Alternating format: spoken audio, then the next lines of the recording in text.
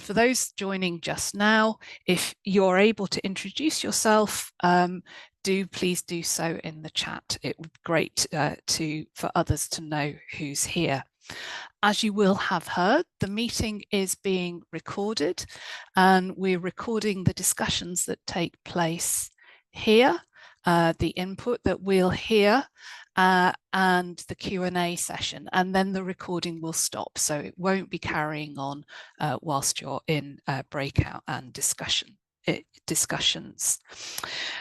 So NAVCA and Lloyds Bank Foundation commissioned this work because we have both seen the impact of local government funding problems on the voluntary and community sector and on local VCSE infrastructure support organisations. We'll be familiar with the long-term problems of local authority funding, funding cuts perhaps over many years or perhaps just more recently, perhaps cliff edges of funding and support for communities and beneficiaries that then causes, and this longer term impact on communities and people that the voluntary sector supports. We really wanted to understand what was going on, what the experiences of the voluntary and community sector were, and how these could be navigated when working in partnership. The project has produced 2 publications. The first is guidance for the voluntary and community sector and local infrastructure support organisations, which we're going to be focusing on today, as well as a separate but deeply related policy report that is particularly focused on recommendations for central and local government on how to better support councils and work with the voluntary and community sector to support communities. We'll cover a little bit of that right at the end of our time together this morning. So you've seen from the agenda that there will be some input from Gethyn Williams, who is the VCSE sector lead on the project for Counsel Limited, and he will take us through the research showing what financial difficulty can look like. We're then going to a panel discussion, and really delighted that Iris Lightfoote, who is CEO of the Race Equality Centre in Leicester, and Tim Houghton, who is CEO of Community First Wessex, a LIO in the Hampshire area, will be joining Gethyn for a discussion on sharing experiences and understanding what it's really like when financial difficulty takes place in your local authority area. And then finally, there will be an opportunity for Q&A, some breakout discussions, and then about 12:20, we'll wrap up our discussions then. So I'd like to introduce Gethyn Williams, who's going to take us through the research and show us what the financial difficulty can look like and what the implications might be for the VCSE sector. Thank you, Gethyn. Thanks ever so much, Jill, and hello everyone. Thank you very much for being here. It's great to see such a diversity of people in the room and many familiar faces as well. So thank you very much for giving up your time this morning. As Jill said, I'm part of the team from Counsel Limited that put together this piece of work. I'm going to introduce you to some of the key products and messages that came through from that today. As you can see from the title here, how to navigate a Section 114 notice well, or how to navigate financial challenge in local authority areas well, was the exam question very much behind this. What happens in these situations? What do we think it means for voluntary and community organisations? And are there some common lessons and insights and experiences that we might be able to capture to put into some useful guidance for others that might find themselves in similar situations? That was the challenge, and that was the question we faced. I think it was probably a little bit of a yes and no answer to that question.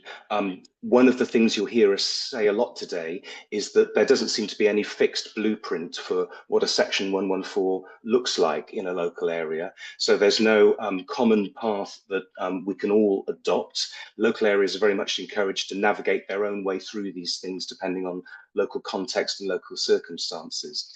A Section 114 notice is a specific bit of legislation for local government, so it exists in a structured form in that sense. But beyond that, we see very little in terms of a common timetable, common milestones, few fixed points that we can all gather around and organise our reaction to these things.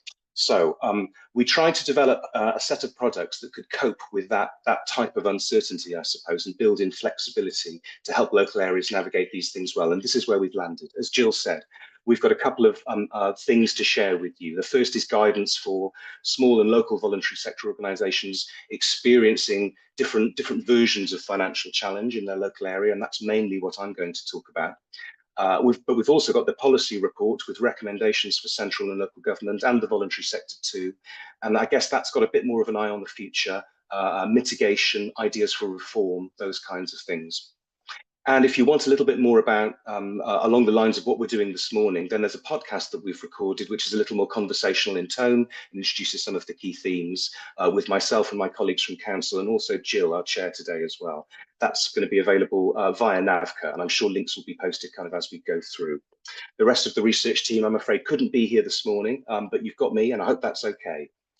So what I'm going to do, if you can take me to the next slide, please, is I'm going to introduce you to sort of what the guidance looks like and how you might use it. That's primarily where we're going today. So when we started this piece of work, we thought we needed an approach to try and organise ourselves. What kind of local areas did we want to speak to? Who were we going to interview? How were we going to sort of sample for those of you that have been down this sort of research road before? And we concluded that one way to approach this might be to look at local areas that are experiencing different levels of financial challenge. And that's kind of what you can see here in this sort of 6-stage framework. This is where we landed on this 6-stage approach. And you can probably gather, if you're looking through them now, or if you've had a chance to already, that they sort of progress through different levels of severity in terms of cuts in funding affecting the voluntary sector and the implications of those, but also in terms of formality as well. They tend to get a bit more formal and a bit more into the meat of a Section 114 process specifically, the further down we go from sort of 4, 5 and 6 onwards. So we came up with this approach to help us in our research, but when we started using it and sharing it with our advisory group, what we realized is that it might well have some use and some application externally as well. It might be a way to help organizations navigate this guidance. So that's the point of the 6 stages, essentially. The suggestion is that you might look for the stage that most closely corresponds to the experience that you're having locally right now, start there and sort of work your way outwards, looking at the other stages. And we say that because we don't think this is necessarily a linear progression. It's not necessarily a clean progression through from stages 1 to 6. You don't have to go through them all. And there's often a lot of jumping around when we look at the experiences that local areas are having. And there's also a definite pace change as well, the further down we get. So when you open the guidance, you'll see these 6 stages, and each of them has a couple of common sections to it. You can expect an expect to see section. So this is where we distill insights and experiences from frontline organisations and second-tier infrastructure bodies as well, from the areas we spoke with. What commonly happens at this kind of stage? What kind of things can others expect to see? That's the purpose of that. And then from that, we've distilled a number of suggested approaches, what others have tried, and that's where we sort of get into tactics and things that you might try for yourself. And it's very much in the sort of advice and guidance. It's very much in the sort of information and guidance area. It's not fixed advice, and each area is different. So you can take it and apply it to your local context. Okay, if you can take me on to the next slide, please. What I'm going to spend the rest of my time doing is sharing a little bit more about the characters of those stages, and we'll take them in groups. So these first 3, we're calling more informal stages, and by that I think we mean that they're not formally part of the Section 114 process. They're typical stages that seem to happen beforehand, but might not necessarily precede them. So we've got 3 here. Stage 1 is around funding being reduced, and there might be quite a sort of a common element of this for many local areas. It's a feeling of general belt tightening year on year in the local authority area. Perhaps cuts are being experienced on that year on year basis. As we get into stages 2 and 3, it becomes a little bit more formal. Stage 2, we characterised as one where local areas might be going through a consultation around funding cuts that would affect the voluntary sector, or maybe even exclusive to the voluntary sector. But there's some level of formality to that conversation, some notice that it's given. And in stage 3, those cuts have been implemented, or that process has been taken to its conclusion. So we've been through a formal process. The levels of formality are building. These 3 first stages seem to be characterized by quite a slow pace. There is a feeling that this is almost business as usual for local areas living through austerity for a number of years and kind of coping with that that kind of constant threat of financial challenge, I suppose. And a feeling that came from that almost bred a little bit of complacency, that this is just what we expect, that this is how it is now, and that we just sort of need to get used to it. A feeling that might have stopped people acting. And we spoke to quite a number of people that said things like, do you know what? We did probably see some warning signs or get some indication that things were happening, that we might be moving towards a Section 114, but we didn't act on them. So there's something of that characterises these 3 stages. The key messages in terms of how to prepare for them are, as you see at the bottom here. It's messages around building our evidence base and focusing very much on individuals, people, residents, beneficiaries, communities, rather than the impact on our own organisations. There's a lot of key messages around partnership development and partnership work, particularly where that might lead to initiatives that can be more efficient for us in the sector or for our local authority colleagues as well, better ways of working. And then finally, there's a general lesson around firming up our relationships and working arrangements with people at the local authority. And that's a general communications message about maintaining and building relationships at lots of different levels. That came through a lot. But it also might be something around checking the status of your grants and contracts and any other working arrangements that you might have with the local authority. If any of that hasn't been fully formalised or fully written down, these stages are a really good opportunity to prepare for that and to try and build on that. So lots of this feels like quite straightforward, sensible advice for voluntary sector organisations in any time. But we feel that the impact of a Section 114 is so great and the pace of change is so strong that it warrants a fresh look at these kinds of approaches. And we'll see more of that as we get into these formal stages now. So here we have 3, and these are the key parts of a Section 114 as we know them. Stage 4 is where a local area can declare itself at risk of a Section 114. Not all areas that go into a Section 114 do that. They don't all declare, but some do. Stage 5 is where it's declared. And stage 6 is where it's in what we're calling an ongoing process. So the Section 114 process might be becoming quite drawn out. And remember, there's no fixed timetable to this, so it could be quite long. Or in some cases, local authority areas might have issued a Section 114 more than once as well. So that sort of comes into this stage and feels like another level of depth to the discussion. So these more formal stages are characterized by a much faster pace, sometimes triggered by outside events, but it's really the pace of change that feels like the key thing here. The quotes on the slide on the right-hand side really kind of illustrate this. And remember, there's no fixed path or timetable to this process. So it can feel quite different. Some organizations that we spoke to whose areas had declared at risk did describe it as something of a measured explosion. There had been some notice that it was coming, and that they'd worked in partnership with their local authority to prepare for that announcement and the impact of it.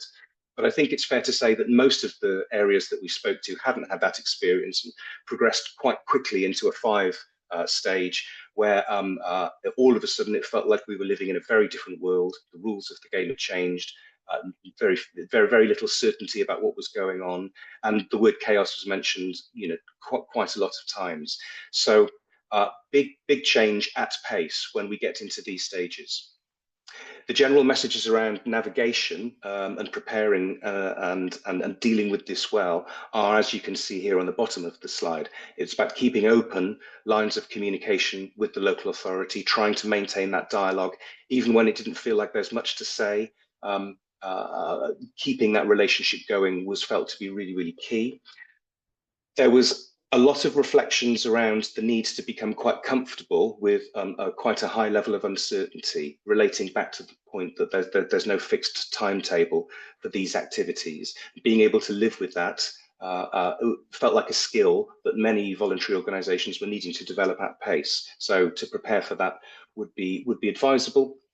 And then finally, a reflection, I suppose, of this tension about how best to sort of handle this period with your local authority, between being an insider or being an outsider, I suppose, trying to be a partner in this change that is coming, or perhaps a little bit more external facing, perhaps even kind of campaigning publicly against the cuts. Overwhelmingly, what we heard was that the former approach felt like a much better one in the long run. It was better to be a partner, better to be inside the tent than outside of the tent. Many of the people we spoke to felt there was very little traction in going the other way. And there was obviously a huge recognition that this is an incredibly challenging time. And there might have been, even in some cases, years of frustration or challenging relationships on both sides leading up to this. But despite that, partners overwhelmingly felt that there was a recognition that Section 114 was the opportunity for quite a radical change, and we need to get to the other side of that. And we're going to need some relationships with the local authority beyond that, so better to try and maintain and build those now in a period of some opportunity, even though one that came out of total carnage, I think was the quote on the bottom right there. So that's a flavour of the 6 stages. If I can have just the last couple of slides, please. We'll finish here and then we'll move into our panel discussion. If you find in the policy report or the guidance, you'll see a series of recommendations for the voluntary sector.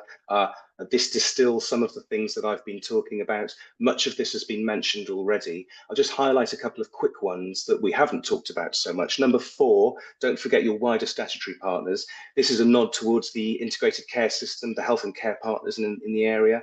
They're not legally affected by a Section 114 in the same way. The legislation doesn't apply to them, but financial challenge inevitably ripples out, and VCSE relationships are often with the ICS as well as the local authority, and they can become players in this process quite quickly. We saw that in a number of local areas. So even though we're talking about communication a lot, be aware that it's not exclusively always about the local authority. Number 6 was probably the most interesting or surprising finding that came out for us, really. And it's around being aware of the potential positive upsides to a Section 114, the opportunity for a big reset in terms of relationships, in terms of how things are done in a local area. And some voluntary sector partners we spoke to, even if they've been through, in some cases, years of quite challenging and dysfunctional relationships with their authority or different parts of the council, recognising that this was an opportunity for change. And when a Section 114 came from them, some even described it as a bit of a relief. Finally, we can talk about these things. Finally, things are out in the open. Finally, we can have a slightly more honest conversation about where we are with each other and what we need to do to turn this around. So if there is a silver lining to some of these processes, it's within that recommendation. And just the final slide, if I may. So to boil all of that down to its absolute essence, if you want a very, very quick takeaway from today, whether you're a frontline organisation or an infrastructure body, we think our general guidance falls into these 3 camps, really. It's about relationships, quality relationships, mainly with the local authority at multiple different levels and different departments as well, elected members as well as officers. Maintaining, developing, nurturing those and keeping those channels open during the most challenging times was felt to be hugely important. The evidence base is massive. We can start building this at any time. That's about the impact of what might be lost if voluntary sector activity were to go, and everything else that gets lost with that as well. Voluntary organisations often leveraging an awful lot into their local area in addition to the funding that they have. And then finally, keeping that external narrative going, maybe even reframing it to some degree, and in line with the approach to evidence, framing that narrative around the impact on communities and people, rather than us and our own organisations. Most of the advice and guidance falls into these 3 camps. And with that, I'm going to bring the slides to a close and ask Jill to come back in to take us into the panel discussion. Thank you very much, Gethyn, for that very clear and helpful overview of the Section 114 process. I'm now delighted to introduce our panelists. Iris Lightfoote is CEO of the Race Equality Centre in Leicester. Their mission is to challenge racial discrimination, promote the benefits of a racially just society, and empower individuals and communities affected by racial disadvantage to join in challenging inequalities. And Tim Houghton, who is CEO of a NAVCA member, Community First Wessex. They're a local VCSE infrastructure support organisation in Hampshire, which enables individuals and local groups to be the difference they want to see in their local communities. And Gethyn will now facilitate a discussion between the three of you, and we very much look forward to understanding more from your experience about how you prepare and respond to this situation. Thanks ever so much, Jill, and thank you so much, Iris and Tim, for joining us this morning. I think we'll kick off with a little bit of an introduction to what things are like in your area, really. What's the sort of current financial landscape and situation looking like with your local authorities? And perhaps, if you can, sharing some of the things that you've done to try and navigate this. Tim, if I may, I'm going to come to you first. We had the opportunity to speak on this work back in the summer, so I know a little about your situation in Hampshire with Hampshire County Council. I think at the time you might have been in a stage 4, possibly, a declared at risk but hadn't gone fully in. Is it still like that? Tell us what things look like on the ground at the moment. And you're on mute, I think. Oh no, you're not. You're there. Okay. I'm off mute. Hopefully everyone can hear me. But good morning, everyone. Thank you, Gethyn, Jill, and colleagues. It's great to be here, and yeah, hopefully can share a few thoughts and reflections. So, what's happened in Hampshire? We've probably moved to a stage 5. We're not in a section 114, although that continues to be mentioned and aired. And the deficit of Hampshire County Council has grown from 132 million to in excess of 175 million pounds. I believe that's one of the largest deficits amongst all top tier councils in the country. In some ways, as a local infrastructure organisation, we're fortunate. I always think that we're fortunate from having had investment over the years from 2-tier local authority areas. Hampshire is. It's a county council with 11 districts and boroughs. And traditionally, both the districts and boroughs and the county have invested in local infrastructure and through various grant programmes and in the wider voluntary and community sector. The districts have started to change in many recent years and move through those stages that you outlined, Gethyn, moving from long-term grant funds to service level agreements, commissioning services for anything between 1 and 3 years. Some now spot purchasing specific elements of local infrastructure support, and others actually not funding at all. In the meantime, the county council, since the pandemic and the last sort of 3 to 4 years, has been reviewing its grant. It's provided in excess of or around about £500,000 of funding to the local infrastructure organisations that exist across Hampshire, of which there are 8 organisations covering the 11 districts. That grant was reduced to £350,000 in the current financial year, 24-25, but was confirmed at a meeting in the middle of October of this year that funding would be removed entirely from April 2025 as part of wide-ranging cuts to try and reduce that deficit and tackle that deficit. So the risk of 114 remains.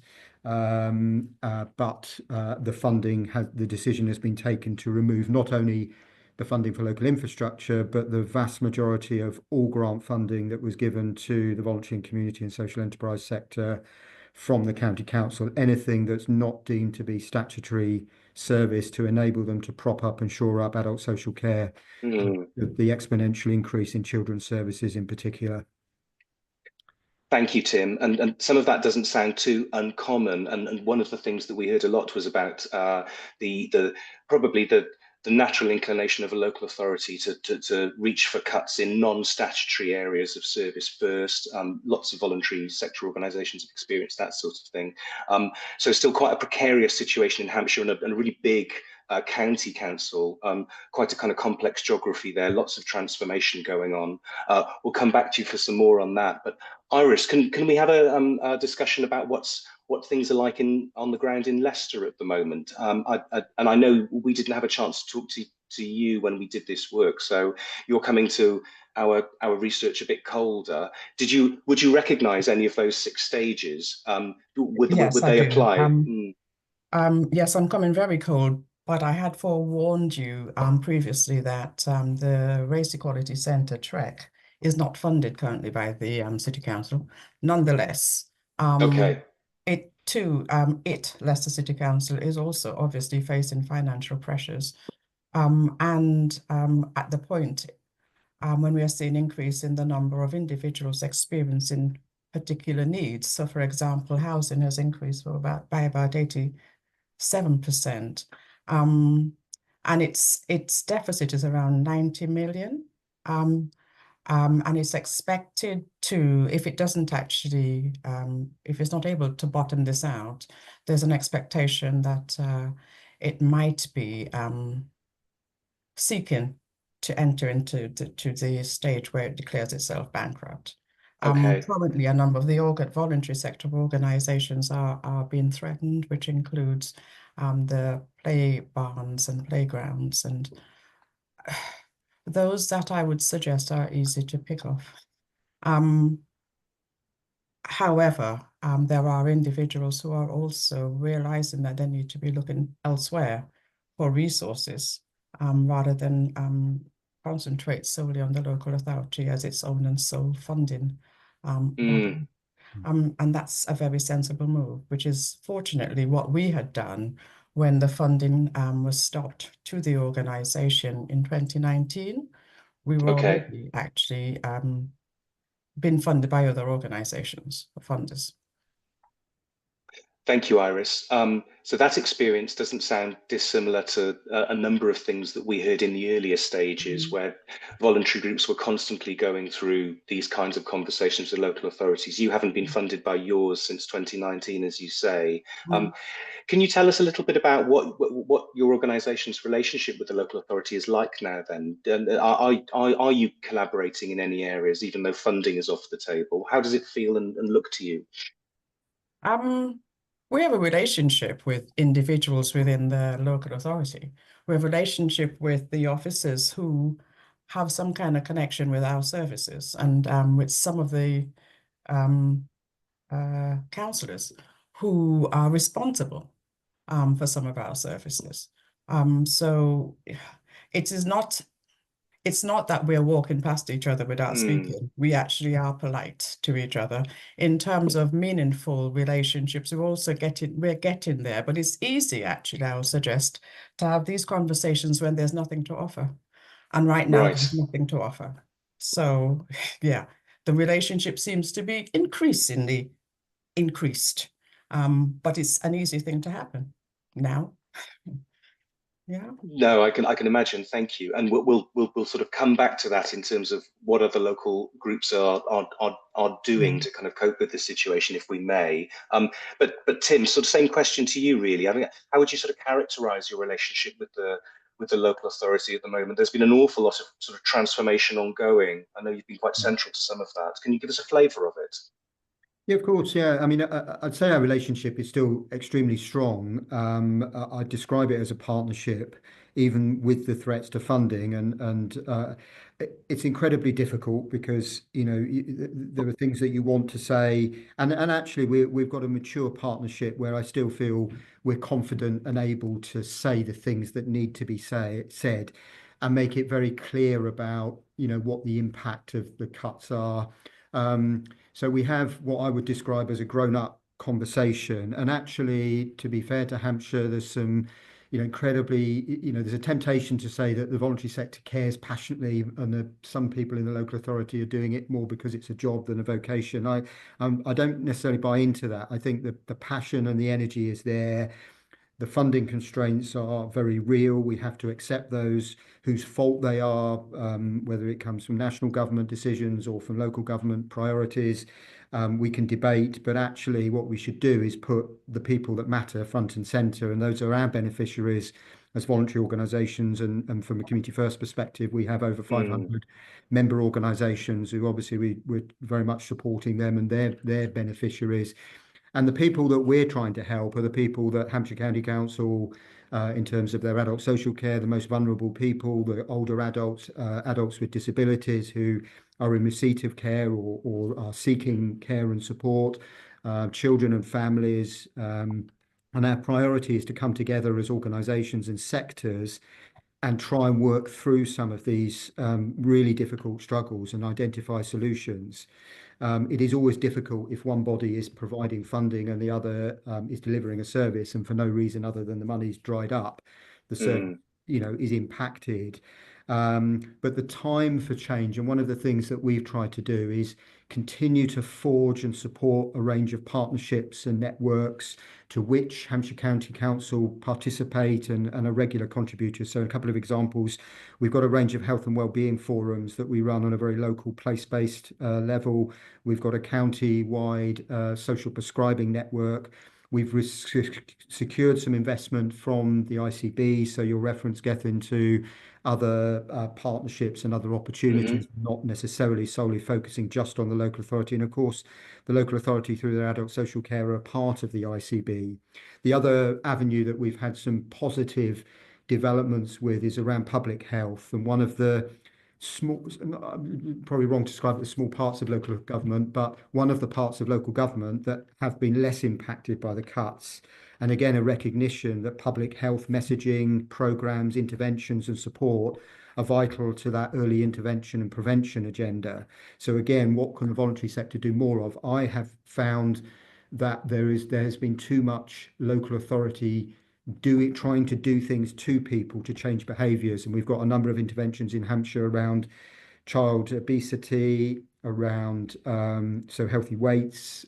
We've got quite a lot of interventions, obviously, as most counties and areas of the country will have, around smoking cessation. But a lot of these programmes enable opportunities, or more opportunities, for the voluntary sector to be contributing to them than if we, if we just allow local authorities to decide for themselves how they're going to do and then try and impose things. So it's enabled us to have some of those conversations. I mean, for us ourselves as Community First and Local Infrastructure, we took the decision some years ago now, in fact 10 years ago, in my time of being with the organisation, to start mergers and to start collaborations and partnerships. I've merged 5 local infrastructure organisations in the past 10 years, not because I have any great kind of ego about building a big organisation, but because we could see some of the writing on the wall around a reliance and a dependence on local authority funding, even to the extent at which local authority investment from Hampshire was covering the cost of staff costs in local infrastructure, let alone obviously any benefit it was giving to the wider voluntary sector. And something had to give. And so we started that process and have been able to follow a mantra of kind of managing centrally but still delivering locally, which means that some of that back office overhead, some of the costs that were being covered by local government grants, can be reduced and minimised. So more of the resource and a high proportion of the funding goes into frontline service delivery and interventions, which again keeps the local authority on board and on message. What's really important, I'll just finish with saying that the local authority are not, this isn't a decision based on not wanting to invest. They know they've just produced a new 5-year adult health and care strategy that is all about building the capacity and capability of volunteers in the voluntary sector to delay and manage demand, on their services. What the challenge is that we've got to do is find other ways of funding some of that capacity, but it's still much needed and still evidenced by the strategy. That's going to be useful for us. Okay. And it feels like that is at least a partnership conversation, and you have a role to play with that. Which is something, at least, I suppose. So an awful lot of transformation going on in Hampshire, even though it hasn't quite tipped over into a formal Section 114 yet. But many of the things that we'd expect to see if a big transformation process is prompted by these kind of things. And you talked about using your influence as a local infrastructure organisation to bring forums and networks together to engage with health partners and to sort of prompt conversations about sensible areas where services or the way that services are delivered might be rationalised or done differently. Iris, from your perspective, what do you see on the ground in Leicester in terms of how the sector is coming together to collaborate to deal with these things? I'm sure you work with organisations that are funded by the authority. You probably see Yes. the impact of cuts in other areas in many different ways. How is the sector collectively responding to this as you see it? The sector does have multi-agency forums established across different areas. And so to which it invites the local authority. And so everyone is going there from a starting position of being supposedly on an even playing field. So we have the homelessness strategy, which was created ostensibly by the local authority, but in collaboration with its partners, and the partners were including the voluntary sector. We also have the multi-agency forum for refugees and asylum seekers. And it is those agencies and others. There are a number of forums that have been established across the piece, which also includes volunteering. There are constant meetings, and our organisation are integral to some of those forums, by the way. We're not excluded because we're not being paid by the local authority. And indeed, there will be other organisations also who are not necessarily funded by the local authority. In fact, there are other statutory organisations incorporated into these forums. And it's through that individuals or organisations are able to understand there are different levels and different areas that they can get support from, as well as funding through. So the process, but this process has been an ongoing thing for decades, really. It's not something that has happened directly as a result. It's probably come more to the fore as a result of current circumstances. But we've always had arrangements where we're working across the patch. Yeah. Okay. Which, I mean, it's obviously really good that you're plugged into those discussions, and like Tim's area in Hampshire, it sounds like there are quite a lot of opportunities, forums and networks at which you can kind of have that sort of influence. We heard a lot, Iris, when we talked to people about concerns that they should be building, excuse me, kind of quality evidence of the impact of this financial challenge on the communities that they were serving. Some organisations talked about, going out and doing quality impact assessments on the impact of cuts that they were seeing. Are you seeing different ways in which evidence of the impact of this is being presented in those meetings? What are people bringing to the party to try and convince local authorities that either to do things differently or maybe to think again in some circumstances? The data I would suggest is not necessarily as I would think they should be in all cases. And so, and it's often, sometimes it's based on passion, and rather than the notion of gathering the data through your data management system, doing the analysis and actually taking it. But it's also the case that sometimes individuals are there to speak rather than to hear. So the intention, therefore, is to boast that they are better or doing things significantly more superior than the other organizations and the small. And this is an unfortunate thing. There's also a notion that if you say too much and you put your head too high above the parapet, that you'd then become recognized.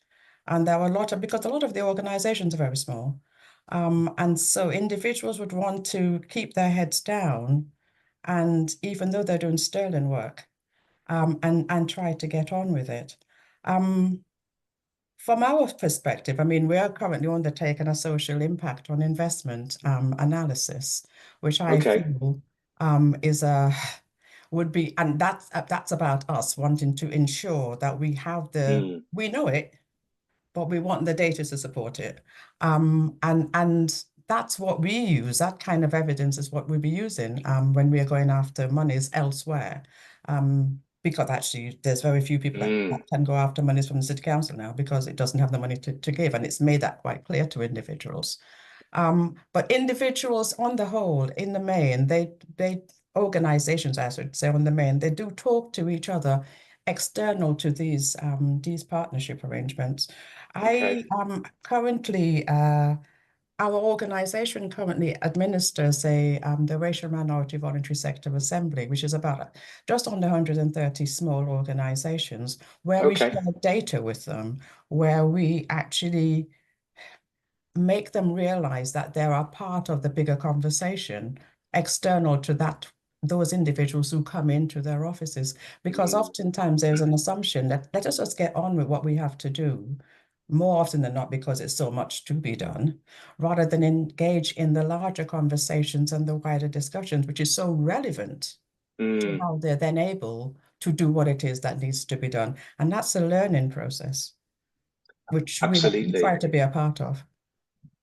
No, thank you, Iris. That makes perfect sense. So I loved the social value approach that you're taking to your own impact, and some of the things that you said about what happens when these forums come together, and the temptation to sort of fight our own corner a little bit, possibly, if I can put it like that, didn't sound like an uncommon experience. Well, actually, I heard from a lot of local infrastructure organisations that played a really positive role here in trying to help the sector speak with one voice. And you know, some would say things like, you know, if we don't do this, it's quite easy for individual organisations to become picked off, particularly if their relationships with the authority in the past haven't been as strong as they would like.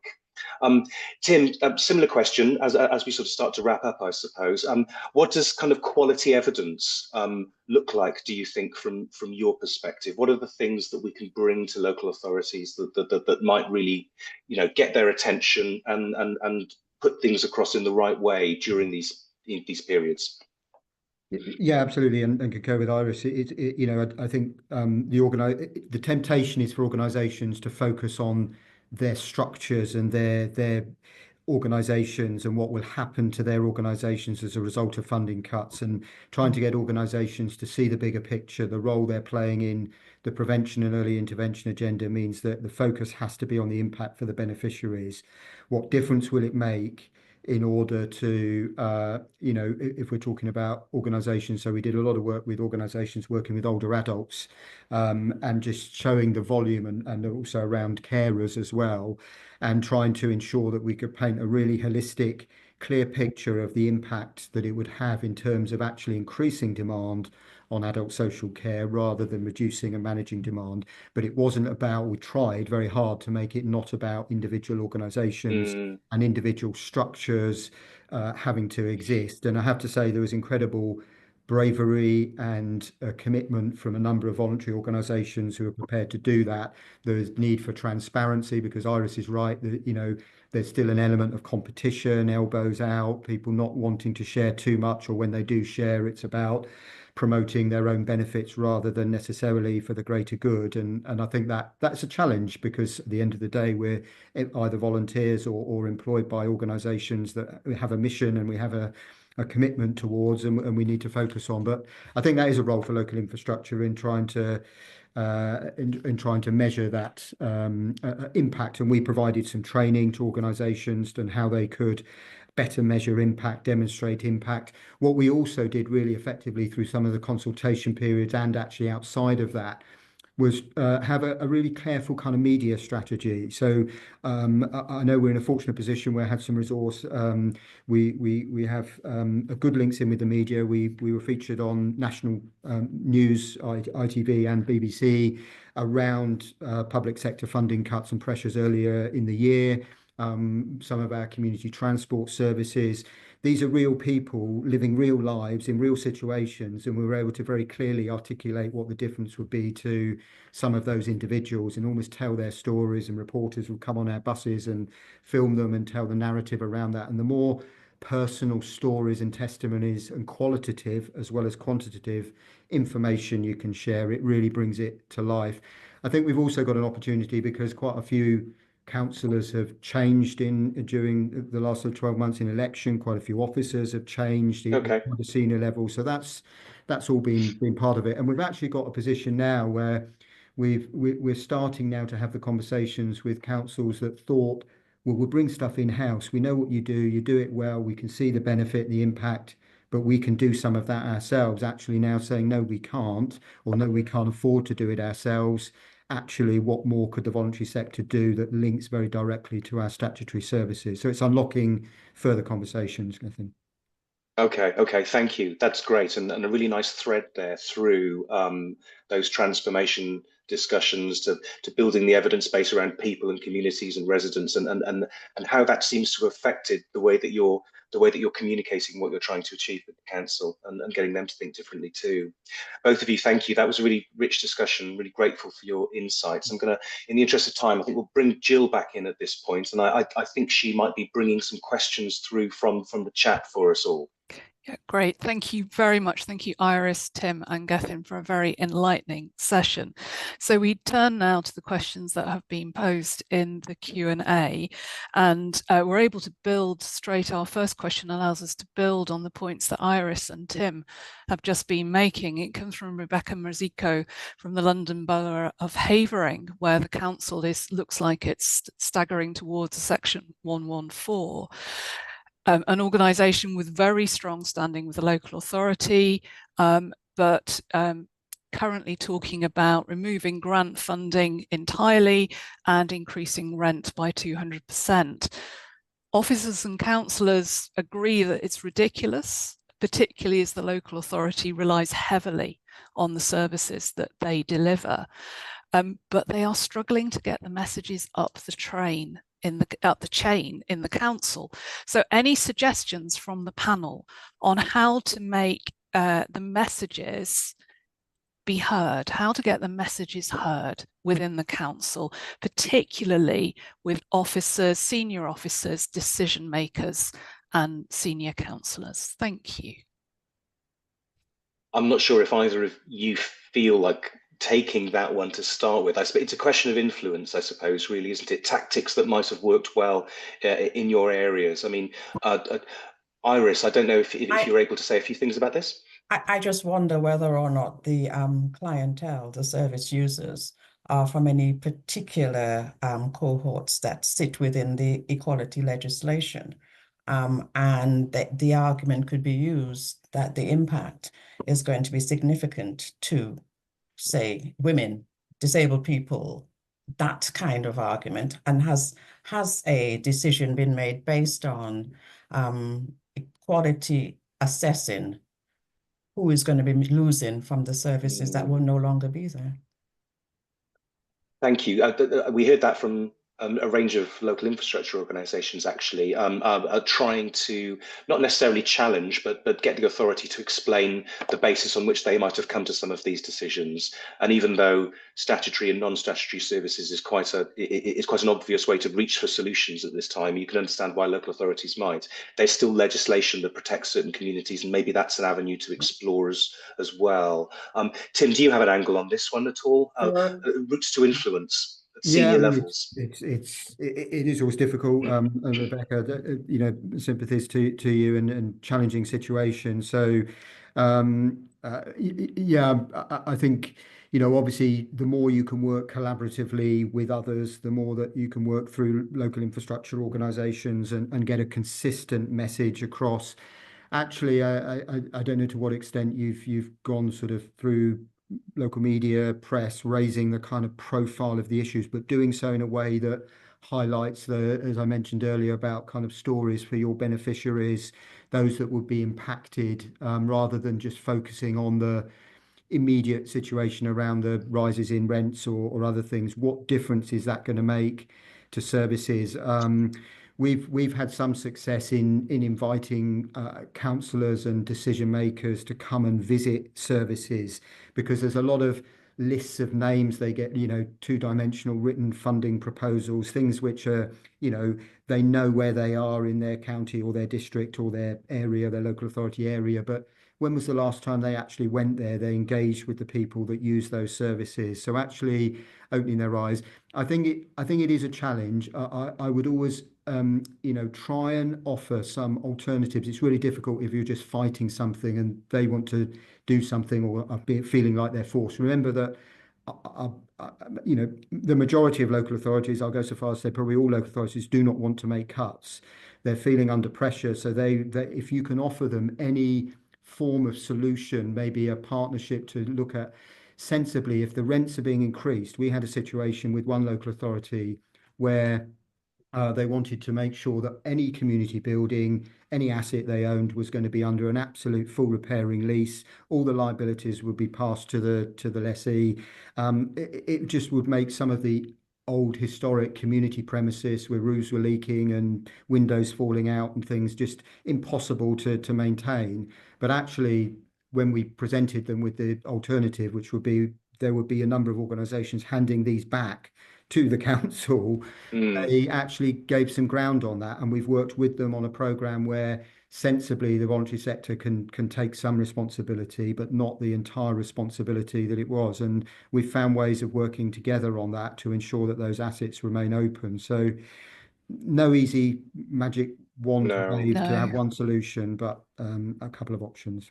Yeah, thank you, Tim. That's really helpful. And yeah, get people out on visits and tell real life stories. Absolutely. Thank you very much. Interesting question from Maria Wilby, reflecting that I think as a legacy, some local authorities, but also some health systems, or I think less so, will give funding to VCSE organisations, perhaps without the need for a grant application. And the question here is, does this make it then more difficult to demonstrate the value of how that money has been used, because perhaps there isn't the same relationship?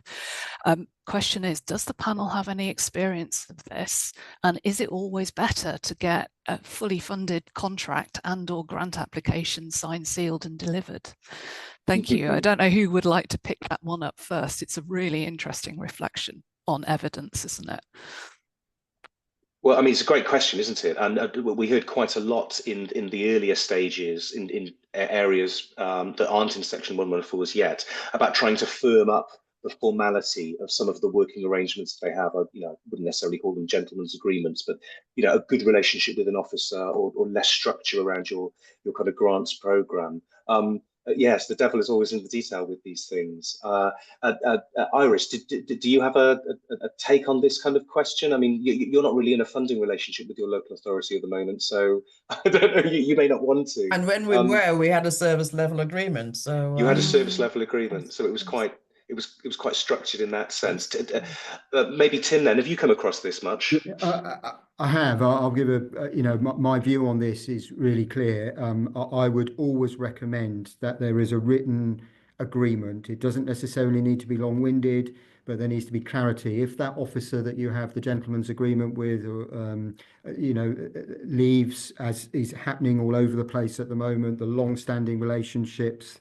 We had a situation previously in Hampshire where actually it wasn't really clear. Everybody got their own grant amongst local infrastructure organisations, and some gave regular reports, some gave very short brief reports. There wasn't a consistent message, and if there is one bit of the sector giving sort of great big detailed information and one bit not, it doesn't necessarily help anybody. My view is that yes, we don't want to overcomplicate and create bureaucracy, but having simple written agreements, understanding what it is the expectation is on that funding, that also describe the outputs and the outcomes that you're working towards. Doesn't need to go into the minutiae of detail of necessarily how you spend the money, but it's what difference it makes is absolutely crucial. Yeah. And I've advised some of our member organisations where they've had such loose agreements, and that if you don't do that, then it's very easy just to kind of for somebody else come in and say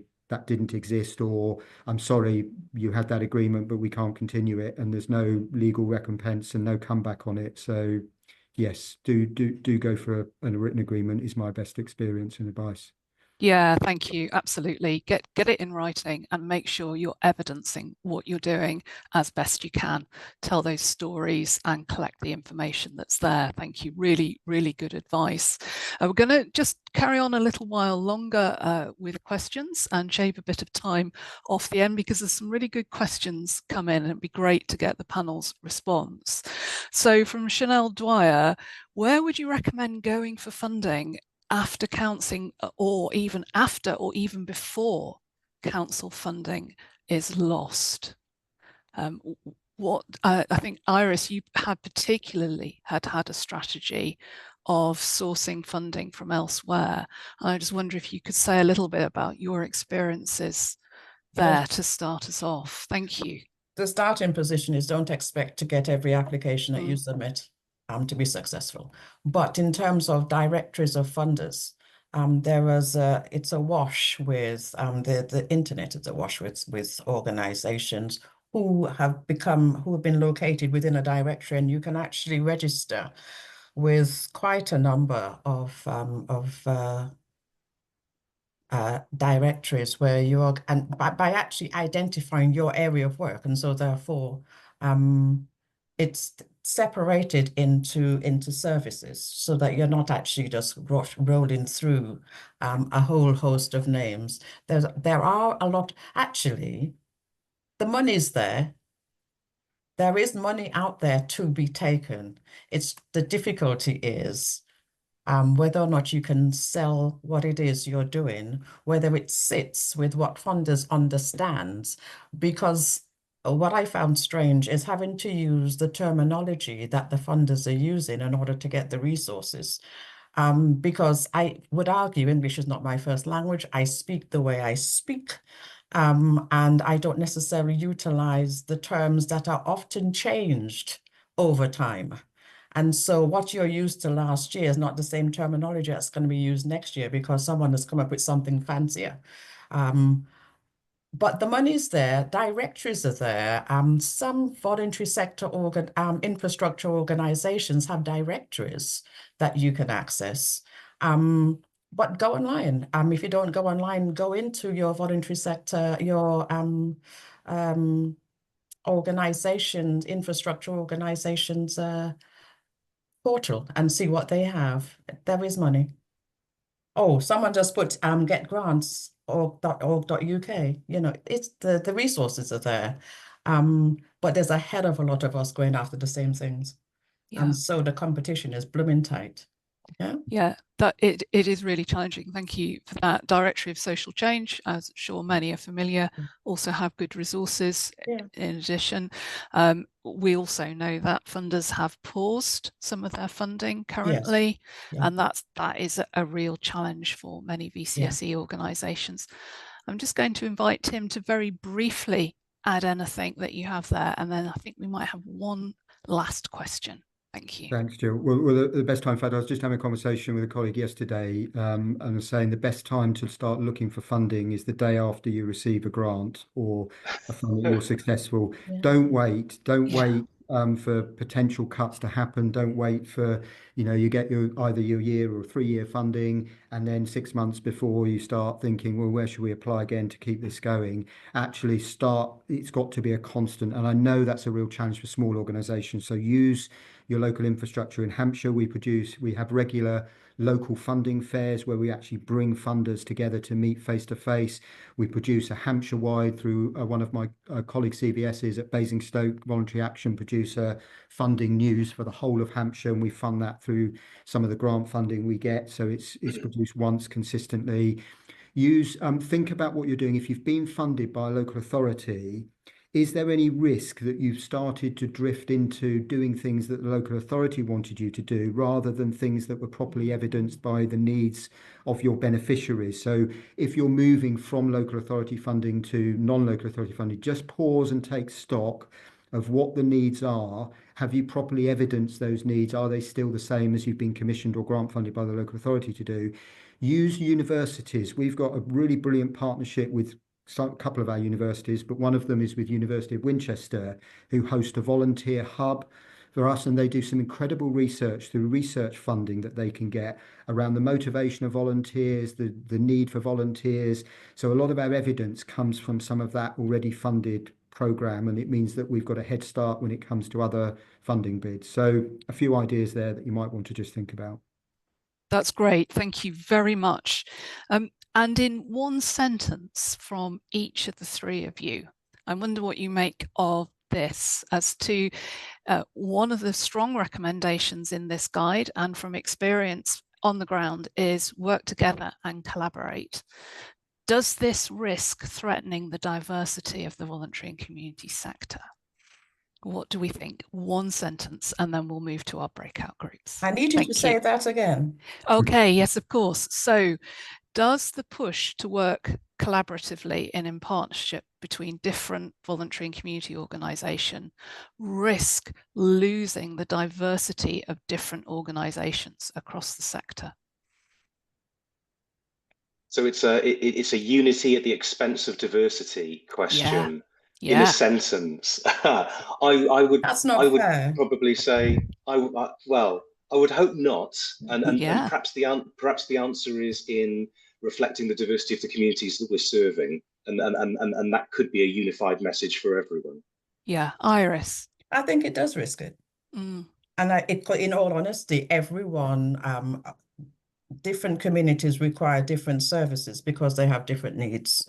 And it does risk it, because then what I've noticed with a lot of the protected characteristics within the legislation of the Equality Act is that people are now vying one against the other. And there is now a sort of ours is more important than yours. Yes, it is going to risk it.